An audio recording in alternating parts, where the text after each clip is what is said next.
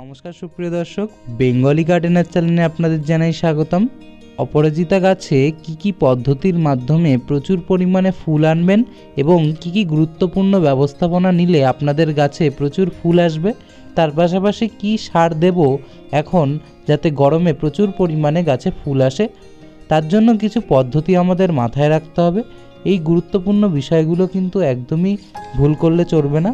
প্রথমত, এই গাছে এই বীজ পট দেখলেই সেটিকে কেটে ফেলতে হবে, কারণ এখন নতুন কুশির আগমন হচ্ছে এবং গাছ প্রচুর পরিমাণে কিন্তু ফুল আনবে। তাই নতুন কুশির আগাই দেখুন প্রচুর পরিমাণে কিন্তু কুড়ি আসবে। তাই এখন কোনো মতেই এই বীজ পটগুলোকে রাখা চলবে না, এগুলোকে কেটে ফেলতে হবে।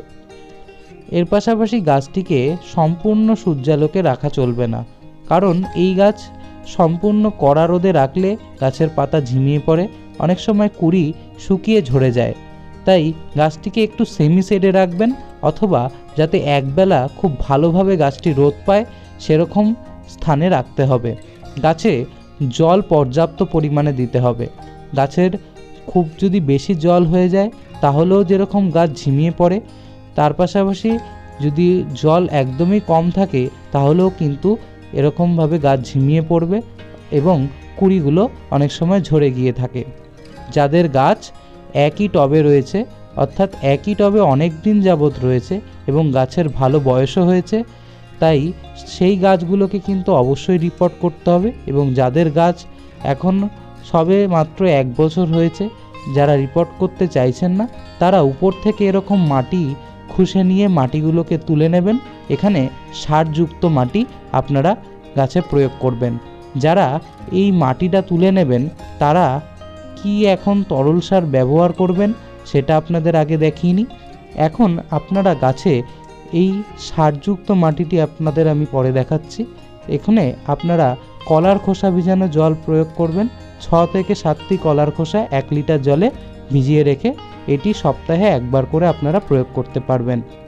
এবং এখন যারা রিপোর্ট করবেন তারা প্রথমে গাছটিকে দেখুন বার করে নেবেন টব থেকে। এরকমভাবেই আপনাদেরও কিন্তু শিকড় দিয়ে পুরো গাছটি কিন্তু এরকমভাবে গোড়ার অবস্থা হয়ে থাকবে। যে এখানে দেখুন আমার গাছটি পুরো রুট বাউন্ড হয়ে আছে, তাই এই গাছটিকে এখন আমাকে নতুন বড় টবে দিতে হবে। প্রথমেই আমরা ভালোভাবে শিকড়ের কাটাই ছাঁটাই করে নেব, এতে ভয় পাওয়ার কিছু নেই। গাছের যত আপনারা শিকড় কাটবেন তত গাছ কিন্তু বড় ভালো মতন বেড়ে উঠবে। এখন মাটিটি তৈরি আপনাদের বলে দিই, যারা নতুন মাটি তৈরি করছেন তারা এখানে আপনারা নেবেন সমপরিমাণ মাটি, তার সাথে নেবেন সমপরিমাণ 1 বছরের পুরনো গোবর সার অথবা ভার্মি কম্পোস্ট, তার সাথে নেবেন আপনারা বালি মেশাতে পারেন। 10 ভাগ আপনারা বালি মিশিয়ে দিন, তাহলে আপনারা 40 ভাগ সেখানে কম্পোস্ট রাখবেন এবং তার সাথে 1 মুঠো নিমখোল। এখানে আমরা আর কোনো খাবার প্রয়োগ করব না। এরমভাবেই আপনারা রুট কাটিং করার পর গাছটিকে প্রতিস্থাপন করবেন। রুট কাটিং করা হয়ে যাওয়ার পর উপরের দিকে ডাল আমরা ছাড়বো। যারা আমরা গাছটিকে ঝাঁকড়া করতে চাইছি, অর্থাৎ লতানো আকারে গাছটিকে করব না, তারা কিন্তু এরমভাবে ডাল কেটে দেবেন, কোনো ভয় নেই।